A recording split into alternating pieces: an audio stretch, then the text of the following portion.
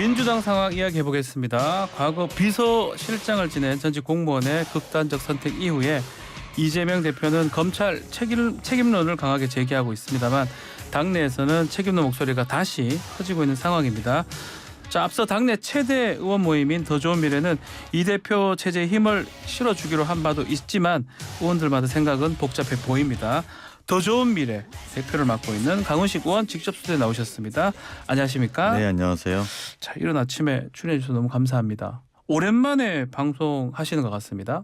전당대회 당대표 나갔을 때 네. 빼고 거의 출연을 안 해서요. 원래 또 방송도 많이 하시는 스타일인데 대선 때는 자주 하시다가 전장 때 한두 번 하시다가 네. 거의 처음이시네요. 대선 때 이제 대선 후보 전략기획본부장 했기 때문에 많이 했었죠. 뭐 이유 있을까요? 방송을 일부러 안 하시는 아닙니다. 건가요? 뭐 그런 건 아니고요. 그냥 방송 너무 잘하시고 자주 불러주시면 예. 되겠습니다. 자주 좀 출연해 주시면 너무나 감사하겠습니다. 아마 이런 느낌도 있는 것 같아요. 당 분위기가 좀 혼란스럽다 보니까 또 괜히 나가서 얘기하다가 더 혼란스러움을 야기할 수 있지 않나 이런 생각도 있을 것 같은데 지금 일단은 비서실장 지냈던 분이 또 극단적 선택을 했습니다. 당 분위기 지금 어떻습니까? 일단 사실은 지난주에 더 좋은 미래가 입장을 좀 네. 의원들 이 최대 의원 모임이라고 아까 말씀하신 것처럼 그런 의원 모임에서 이재명 대표 체제에 힘을 좀 실어주면서 네. 당내 분위기가 좀 이제 좀 수습해 나가는구나 이런 분위기에서 사실은 이 과거 비서실장께서 돌아가신 다음에 다시 좀 어수선해진 건 사실이고요. 이 자리를 빌어서 먼저 이제 고인의 명복을 좀 빈다는 말씀을 좀 드리고 싶습니다. 근데 어쨌든 이것은 저희로서는 수사 과정에서 발생된 충격적 네. 비극이기 때문에 당의 많은 의원들이 비통해하는 분위기고요. 특히나 이분께서 고인께서 굉장히 모범적으로 네. 공직 활동을 하셨던 분이고 지속적인 압박 수사 때문에 그렇다라고 하는 게 저희 당의 대표적인 분위기고요. 네. 그렇게 생각하는 여러 근거 중에 한 가지는 유족이 반대함에도 불구하고 부검영장을 청구하는 걸 보면서 야 이렇게까지 해야 되냐. 그러니까 결과적으로 그건 뒤에 나타난 문제입니다만 예. 이런 분위기였다면 이분께서 굉장히 괴로웠을 것이다. 이렇게 생각하고 굉장히 경악했습니다. 말씀처럼 이재명 대표도 검찰의 가혹 수사가 원인 아니냐 이렇게 얘기를 했는데 또 한편으로는 아쉽다는 또 얘기도 있습니다. 최소한 도의적 책임 표명은 했었어야 되는 거 아니냐 이렇게 얘기를 하던데 그 부분 어떻게 보십니까? 제가 그 대선 때 이제 전략기획본부장으로 옆에서 봤던 이재명 대표로서는 네. 아마 본인도 마음이 많이 아팠을 거고 또 괴로워할 거라고 생각하고 있습니다. 아시겠습니다만 수사 인력 200명이 넘고 압수수색을 사실상 대선 후에 하루에 한 번꼴로 압수수색을 당하거든요. 예. 300번이 넘는 압수수색을 받았기 때문에 아마 이 대표가 느끼는 것은 압수수색에 대한 그러니까 이런 가혹 수사에 대한 부분이 컸을 거라고 보고 네. 고인에 대해서 유감 표명 문제라든지 이런 것들이 분명히 필요성도 아마 느낄 겁니다. 다만 이것이 또 정치 쟁점이 당내 정치 쟁점들이 되는 가능성도 있지 않겠습니까? 네. 이런 부분에 대한 우려 때문이 아닌가라고 생각을 합니다. 자, 이전에 체포동의안 무더기 이탈표도 있었고요. 지금 측근 극단적 선택까지 이 상황이 겹치다 보니까 이재명 대표의 대표직 사퇴 얘기가 계속 있고요. 특히 비명계 의원들 중심으로 그런 얘기가 나옵니다. 윤영찬 의원 SNS를 통해서 도의적 책임을 지라 사실상 대표직 사퇴를 요구했고 김종민 의원도 이재명 대표 유무죄 여부와 상관없이 사법 리스크를 대하는 태도 자체가 잘못했다라고 발언을 했습니다. 어떻게 보십니까? 지금 이제 우리 당 상황과 관련하면 저는 크게 한 세 가지가 반드시 필요한 상황이다. 현재 첫 번째는 신뢰 위기인 것 같습니다. 신뢰의 위기. 신뢰 위기가 예. 의원 간의 신뢰도 좀 많이 떨어지는 것 같고요. 예. 그러다 보니까 이제 무슨 개를 나누어서 서로 간에 공격하는 양상까지 발생되는. 두 번째는 당원들이 또 민주당에 대한 불신이 좀 커진 것 같습니다. 예. 지난번에 체포동의안 결과를 보고 우리 당 당원들도 굉장히 실망해하는 목소리가 많은 상황이고 크게 보면 또 국민들이 여의도에 대한 신뢰가 없는 상황이라서 이 신뢰 위기에 대한 문제를 어떻게 극복할 것이냐라는 것이 이제 저희가 제가 볼 때는 그렇고요. 그거의 핵심은 어쨌든 첫 번째로는 단결인 것 같습니다. 단결이요. 네, 우리 당이 좀 힘을 합쳐서 신뢰 위기를 극복하면 단결할 수 있다고 보고요. 이어서 이제 필요한 것은 민주당이 혁신을 하는 것이라고 좀 봅니다. 그래서 지금 이 지금 상황의 본질은 신뢰 위기 그리고 단결, 혁신을 통해서 민주당이 새로운 국민들을 좀 더 담아낼 수 있는 노력을 해야 되는 것이 아닌가라고 저는. 방금 신뢰 위기 말씀하셨습니다. 예컨대 뭐 의원들 간에 또 당원들 사이 또 국민들한테 신뢰를 잃었다 이건데 혹시 당 대표에 대한 불신도 있는 겁니까? 이제 뭐 의원들끼리의 그런 부분들에는 분명히 존재할 거라고 봅니다만 네.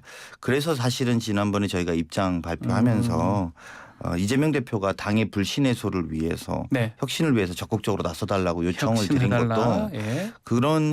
그런 부분에 이제 방점이 있는 겁니다. 그리고 어쨌든 대표가 가장 큰 책임자이기 때문에 이런 의원들 간의 불신 또 뭐 이 대표와 관련된 그런 것들도 같이 좀 녹여내는 작업들을 대표로서 책임감 있게 하기를 바라고 네. 또 거기에 힘을 실어줘야 된다고 저희는 판단한 것입니다. 자, 본질적으로 지금 상황을 어떻게 해석하냐의 차이가 좀 클 것 같아요.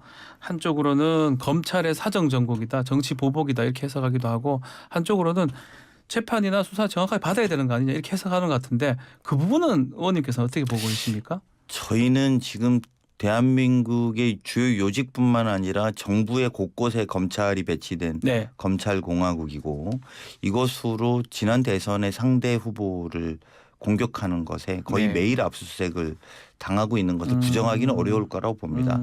즉 외부의 공격이 합리적이고 이성적인 검찰 수사라고 판단하지 않습니다. 그래서 그렇기 때문에 이 부분에 대해서 같이 막아내고 또 나아가서 또 우리가 단결해야 된다라는 것이 가장 기본적인 값이라고 생각합니다. 그 비명계 의원들 지금 이제 말을 많이 하시는 또 SNS를 또 하시는 그런 분들은 어떻게 이 상황을 바라보고 계시는 겁니까? 비슷한 취지입니까? 그분들도 이 문제 인식은 아마 크게 다르지는 않을 거라고 봅니다. 그래서 예. 제가 신뢰 위기라고 말씀드린 것은 이게 소통을 좀 강화하면 충분히 극복될 수 있을 거라고 생각합니다만 좀 일부 이제 그런 것들에 대한 뭐랄까 공격처럼 보이는 부분이 당원들은 걱정하고 있는 지점이라고 저는 봅니다. 기본적으로 검찰의 사정 정국의 희생양이다 이렇게 비명계 의원들도 보시는 저는 거군요. 뭐 그런 인식들이 다 있다고 봅니다. 이번에 지금 더 좋은 미래에서 결국 불신을 좀 없애고 혁신으로 가자 할 때 혁신에 어떤 게 필요한 혁신입니까? 뭐 인적 세션 이런 게 필요한 겁니까? 저희가 이제 이번 주 수요일 날 네. 대표와의 간담회에서 자유롭게 이야기를 아마 하게 되겠지만 네. 저희들이 그 전에 나눴던 내용에는 뭐 인적 혁신에 대한 이야기도 있었고요. 그리고 우리 노선에 대한 이야기도 좀 노선 얘기도 있군요. 조정 좀 해보자. 그리고 운영 방안에 대해서 좀 혁신해보자. 예. 이런 혁신의 여러 가지들이 아마 논의될 수 있다고 봅니다. 본질은 뭐 여론조사 기간마다 좀 다릅니다만 대통령의 부정평가가 50%를 넘는 그렇죠. 것이 대제적이거든요. 네. 그렇다고 본다면 민주당의 지지율이 거기에 다 집결되는 것이 필요한 것이다라는 인식입니다. 그것을 위한 아하. 혁신인 것이죠. 예. 그래서 그렇게 해야지만 충분히 우리가 다음 총선에 더 좋은 결과를 낼 수 있다고 생각합니다. 자, 혁신 중에 지금 여러 가지 혁신 필요하다 했는데 인적인 걸 좀 얘기해 보면요. 조홍천 의원이 공개적으로 얘기를 하긴 했습니다. 구체적으로 말하면 사무총장하고 전략기획위원장 교체될 수가 있습니까? 특히 사무총장 같은 경우에. 그거야 이제 저희로서는 판단하기는 좀 어렵습니다만 근데 제가 오늘 방송 나오기 전에 전략기획위원장 인터뷰를 봤더니 네. 본인 스스로도 그걸 인정하고 있으시더라고요. 그래서 교체 필요하다고 본다 이렇게 네. 말씀하고 있는 걸 봐서는 그 공간까지도 열어놓은 것 아닌가 저는 그렇게 생각은 듭니다. 자, 사무총장 같은 경우는 다음 공천 또 다음 총선에서 가장 중요한 역할을 할 사람 중에 하나가 되는데 지금 조정식 의원이 하고 있잖아요. 만약에 지금 이거 바꾼다는 거는 결국은 공천하고도 좀 연관성이 있는 거예요. 특히 비명계에서 만약 이걸 가져간다면 공천권을 우리한테 달라. 좀 내려놔라. 대표 측은. 이런 의미로 좀 받아들일 수 있는 거 아닙니까? 제가 그 요구를 하는 네. 당사자들의 말씀을 다 들어보진 않아서 정확하게는 모르겠습니다만 중요한 거는 이럴 때 국민들의 눈높이인 것 같습니다. 민주당이 전반적으로 다 바꿔보겠다는 의지로서 뭐래도 해보겠다는 의지로서 국민들에게 다가가려고 하는 건지 네. 아니면 뭐 이 자리에 소위 말하면 당규를 고칠 권한이 있으니까 사무총장은 빼자 말자 또는 공천권의 역할을 하니까 말자 이런 모습 자체로 보이는 것이 그걸 넣자 말자 하는 거 보이는 것이 국민들이 볼 때는 참 한심하다 보지 않겠어요? 민주당 그렇게 공천권 싸움으로만 그렇게 볼 수도 있을 것 같아요. 그렇게 가지 않기를 바라고요. 예. 오히려 그 어느 폭까지 얼마만큼 할 건지에 대해서 정말 뭘 바꾸려고 하는구나 민주당이 네. 새로워지려고 하는 노력이구나라고 보이는 것이 더 중요하다고 봅니다. 그러면 우리 더 좋은 미래 앞으로도 간담회도 많이 한다고 하는데 이 정도는 꼭 바꿔야 된다. 그런 뭐 범위가 있을까요? 인적 쇄신 한다면? 아니 이제 그 인적 쇄신에 자꾸 포인트를 두셔서 그런데요. 예. 아까 말씀드린 것처럼 지금 크게 우리가 신뢰가 없으니까 네. 크게 신뢰를 하나 덩어리로 만들어내고 그러면 신뢰 기반 위에 단결하는 게 두 번째 과제고요. 신뢰와 단결이 된다면 바로 바꿔야 되는 거죠. 그래서 더 많은 국민의 지지를 받기 위해서 나아갈 것이 아마 내일 모레 있을 토론회에서 이재명 대표와의 자유토론 형식으로 아마 논의가 될 것으로 예측됩니다. 자, 15일에 이제 간담회가 열리는데요. 이재명 대표도 나오는 걸로 지금 말씀하셨고요.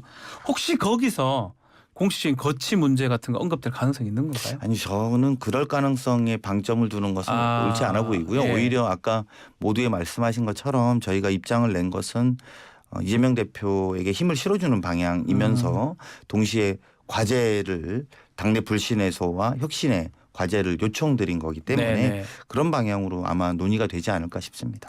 알겠습니다. 자, 우리 강훈식 의원님 원래 좀 전략통에 대한 얘기는 많이 듣잖아요. 당에서 전략기획위원장도 했고 또 총선 때도 대선 때도 그런 역할을 했는데 총선 전망 좀 빠르지만 현 시점에서 어떻게 전망하고 계십니까? 지금 전망하는 건 별로 의미가 없습니다. 그렇습니까? 저 예. 의미가 없는데 예. 지금 우리 당의 상황만 놓고 보면 아까 말씀드린 것처럼 검찰의 총공세로 당대표를 공격하는데 뭐 총선을 제대로 준비할 상황이나 되겠나 싶습니다. 밖에서는로부터는 이제 공격을 견뎌내고 안으로부터는 혁신해야 되는 상황이라서 네. 당의 처지와 상황이 매우 어려운 상황이기 때문에 제가 생각할 때는 총선 전망, 뭐 지금 전망을 내기는 어렵지만 윤석열 정부에 반대하는 모든 분들이 민주당이 모여서 네. 힘을 합칠 수 있는 분위기를 만드느냐 못 만드느냐 이게 다음번 총선에 얼마만큼의 성패가 될 것이다 이렇게 생각이 듭니다. 그러면 또 한 가지 더 질문. 이재명 대표 체제로 이제 갔을 때 총선을 치르는 득실 어떻게 보고 계십니까? 그러니까 말씀드린 것처럼 저는 지금 이재명 대표를 빼고 총선을 치르자라는 것도 말이 네. 안 되지만 아하. 이재명 대표만으로 총선을 만으로도 어렵다. 우리가 어려운 것이죠. 예. 그러니까 이재명 대표를 좋아하시는 분들 또 문재인 대통령을 좋아하셨던 분들 또 더 나아가서 윤석열 정부의 이런 폭주를 막아야 된다라고 생각하는 분들이 다 뭉치게 하는 것이 우리 당의 과제이고 네. 그런 것들의 안에서 모두가 함께 힘을 합칠 때만이 사실은 이런 검찰 독재에 대해서 우리가 맞서 싸울 수 있는 결과를 만들 수 있을 거라고 생각합니다. 좀 이재명 대표 사실은 구심점이자 당의 대표이기도 리더이기도 그렇습니다. 하고 근데 앞으로 지금 문제는 또 다른 체포영장이라든지 그런 것들이 청구됐을 때 동의안이 또 가결되는 거 아니냐 또 이번처럼 좀 이탈표가 무두둑 나오는 거 아니냐라고 하는데 그러다 보니까 당론으로 이걸 정하자. 지난번에는 당론을 안 하고 그냥 무기명 투표를 했었는데 그 부분은 어떻게 보십니까? 방향은? 저는 결론적으로 말하면 이재명 대표를 야당의 대표를 우리 손으로 검찰에 넘겨줘서는 안 된다고 생각합니다. 그건 예. 아주 중요한 원칙으로 확인해야 될 것이라고 봅니다.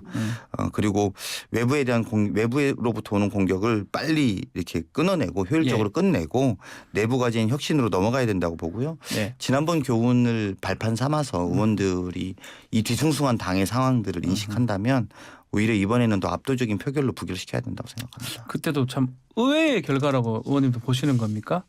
그럼요. 아. 의외의 결과라고 생각하는 많은 분들이 그렇게 생각했습니다. 찍었던 분들 말고는 다 의외라고 생각했겠네요. 아마. 찍었던 분들도 의외라고 생각했을 그럼 겁니다. 찍었던 분들은 생각보다 많이 나왔다고 생각했습니다. 그냥 나는 그냥 찍을 수 있다고 생각했는데 이렇게 그게 합일돼 가지고 38표 많게는 그 정도 나왔다는 거는 그 예상도 못했을 것이다. 그렇게 보시는 거군요. 네, 뭐 이재명 대표가 우리 저기 의원들 단톡방에 그런 뉘앙스로 썼는데요. 어떤 겁니까? 그러니까 지금 이게 우리 당을 더 잘하라는 채찍이라는 취지로 네.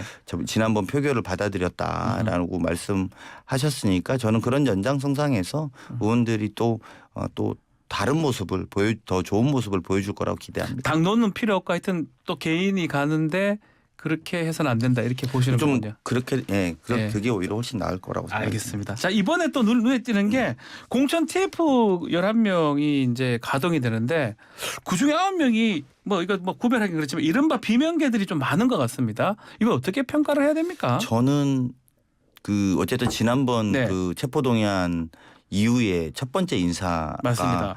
상당히 긍정적으로 전 보입니다. 그리고 긍정적인 것은 인선에 대한 상당히 긍정적인 것은 네. 이미 이제 이 대표가 조금 더 넓고 또 함께 하자라는 제스처를 한 것이라고 판단이 들고요. 그래서 사실은 근데 우리 당은 지난번에 180석을 얻은 정당 아니겠습니까? 네. 그리고 그때 이해찬 대표 시절에 시스템 공천을 네. 만들어 놓은 거 아닙니까? 그러니까 지금 공천 시스템은 크게 손댈 게 없다고 저는 판단합니다. 아하. 180석보다 더 얻어야 되는 문제점들을 도출해야 되는 건데 그렇지 않으면 정말 다른 것들이 끼어 있다라는 거거든요. 그래서 저는 시스템 공천을 잘 만들어 왔고 운영해 온 것처럼 요 전체 많은 분들이 점검하고 또 보완해야 할 걸 보완한다면 당내 갈등을 봉합하기 위해서는 아주 적절한 인선이었다고 생각합니다. 이 공천 TF 팀이 이제 공천 룰 같은 걸 이제 만들 건데 원래 민주당 같은 경우는 1년 전에 공천 룰을 확정 짓잖아요. 맞습니다. 최근에 혁신이 안 같은 거 보면 당원의 비중을 좀 높이자 이런 얘기가 있던데 그 부분은 어떻게 보십니까? 그게 결과적으로 보면 당권은 당원에게 우리 당이 오랫동안 지켜왔던 것 네. 그리고 공직은 국민에게 이런 전체 슬로건에서 지금까지 원칙을 가지고 당이 네. 오랫동안 유지해 왔으니까 그런 데 안에서 합리적으로 해결될 거라고 판단하고 있습니다. 알겠습니다. 자, 국민의힘 얘기도 한번 질문 드려보겠습니다. 김기현 대표 체제 들어섰고요. 원내대표를 이제 새로 뽑는데 이 지금 어떻습니까? 이 양당 원내대표를 동시에 지금 선출하는 그런 얘기도 나오고 있거든요. 그 부분을 어떻게 보시면 박홍근 원내대표가 아직 한 달 정도 더 남았는데 일찍 내려와야 됩니다. 그 부분은 지금 좀 공감대 형성이 된 겁니까? 제가 알기로는 그런 논의도 있는 건 알고 있지만 결과값이 아직은 있는 건지는 확인을 못 해봤습니다. 예. 다만 이제 민생경제 위기다 이렇게 여야 원내대표들이 다 이야기해 왔다면 그거를 극복하는 취지에서 임기를 맞추는 거는 상당히 의미가 있다고 생각이 들고요. 그러려면 이제 박홍근 원내대표도 좀 줄여야 되고 주호영 대표는 또 늘리셔야 돼요. 조금 더 해야 되죠. 서로 예. 간에 이렇게 만작이 예. 한다면. 근데 이제 그런 것까지에 대해서는 정확하게 모르겠습니다만 같이 한다면 그래도 국민들이 오래간만에 이제 새롭게 시작하는 새로운 원내대표들의 시간으로 넘겨준다라는 의미가 있다라고 저는 생각은 듭니다. 자, 원내대표군으로 아직 명확하게 거론되는 분들이 많지는 않은 것 같습니다. 혹시 원내대표 생각은 없으십니까? 저는 아직은 제 3선, 선인데요. 4선 돼야 되는 겁니까? 보통은 이제 당내에서 네. 3선 4선들이 하시는 일들이니까요. 그러면 지금도 마찬가지로 친명 개념, 비명 개념 이런 얘기도 하잖아요. 안규백 의원도 좀 거론이 되는 것 같고 홍익표 의원도 거론이 되는 것 같습니다. 그 부분 어떻게 보고 계십니까? 아니 이제 사실은 그 의원들의 투표라는 건 네. 한 2, 3주 정도 돼야 윤곽이 드러납니다. 그래서 이제 선거일자도 안 정해졌는데 예. 지금 의원들 원내대표 선거에 대한 투표를 지금 예단하기는 어렵습니다만 아까 말씀드린 그 기조 신뢰 회복 그리고 단결 그리고 혁신의 기조에서 원내대표를 뽑는다면 그런 원내대표가 나온다면 당을 위해서는 큰 도움이 될 거라고 생각합니다. 혹시 더 미래에서 내세우는 분 있을까요? 지금은 저희는 그렇게 누구를 후보를 지지하고 밀지는 않습니다. 만약에 한 분이 정해지면 의견을 모아서 이렇게 하는 수도 있는 건가요? 아니면 그냥 저희는 그렇게 해본 적은 없습니다. 자율에 맡기십니까? 자율에 알겠습니다.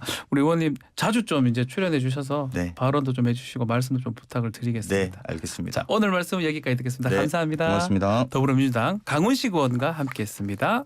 1부 마치겠습니다.